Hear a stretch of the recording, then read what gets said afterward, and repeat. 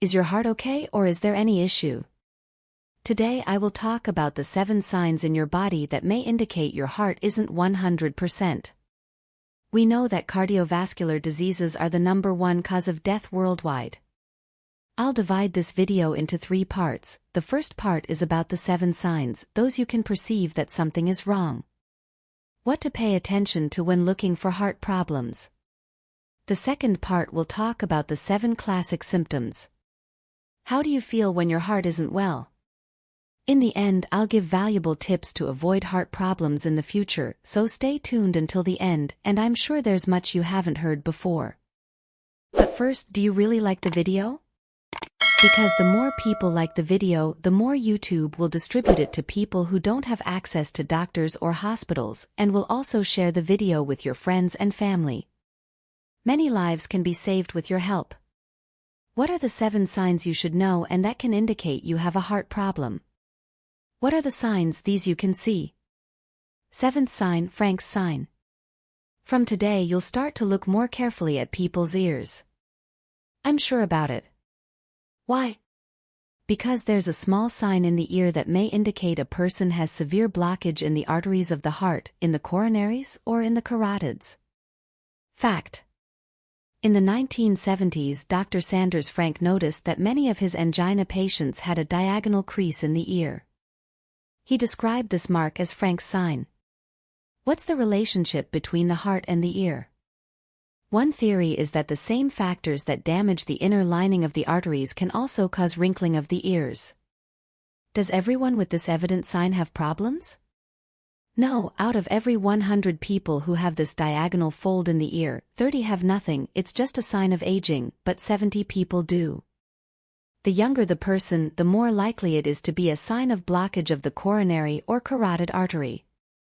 So if a person is 40 years old and has Frank's sign, we have to be more attentive than an 80-year-old person, and maybe it's just because of age. The sensitivity of this sign is low. This means that out of every 100 people with a heart blockage, only 40 have this sign. So you can't celebrate if your ear is flat. 6th sign, hair loss on the legs.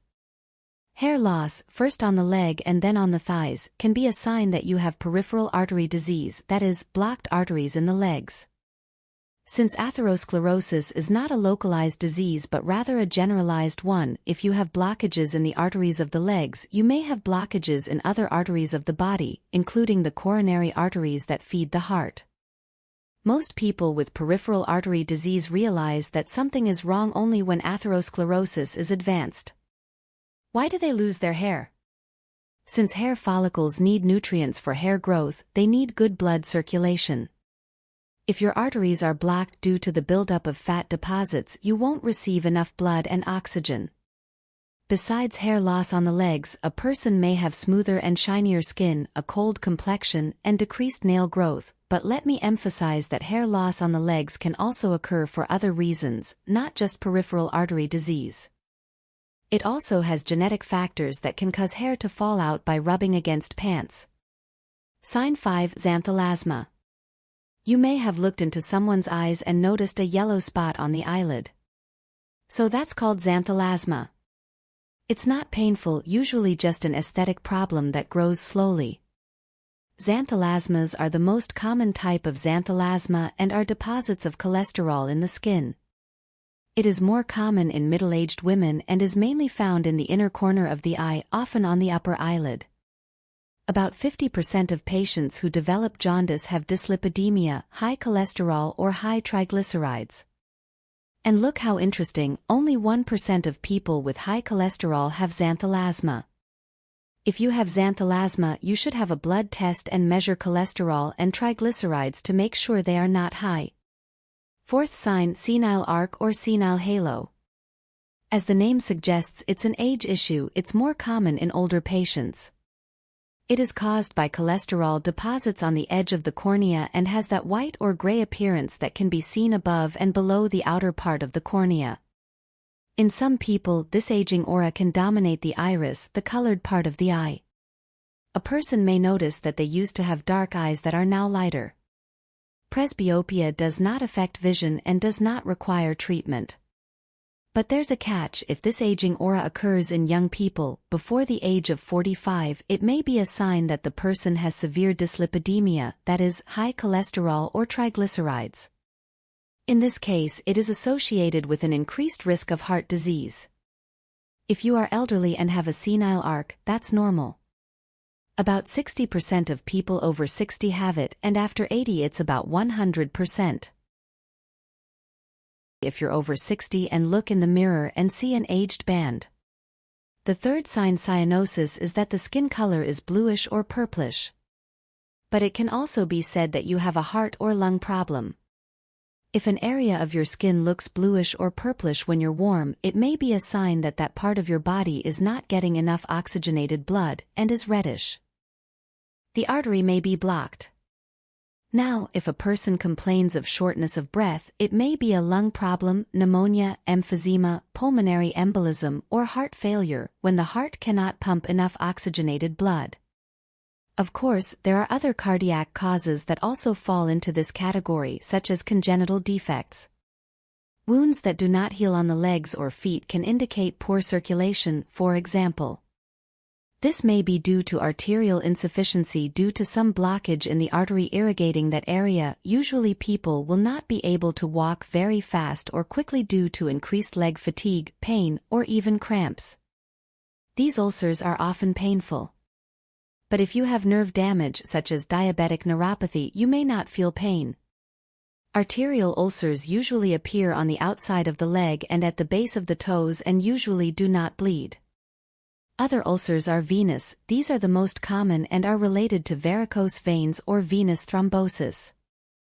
Unlike arteries, they affect the inside of the leg and usually bleed. Seventh sign, swelling in the legs, ankles, and feet. This swelling or edema in the legs and ankles can be caused by a weak or dilated heart, which can cause fluid buildup in the body. You may feel like your shoes no longer fit tight sneakers. The ankle is thin, it looks like that bread being baked. When you squeeze it makes that dimple, what we call the closet sign.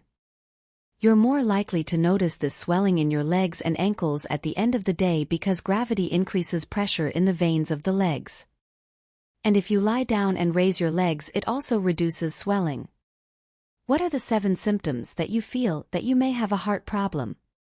The first symptom you should watch out for is shortness of breath, especially when you exert yourself. It's a disproportionate burden of effort. You get tighter with everything you do. It could be a heart problem. Second symptom, persistent cough with white or pinkish phlegm. It means you have fluid in your lungs in the alveoli.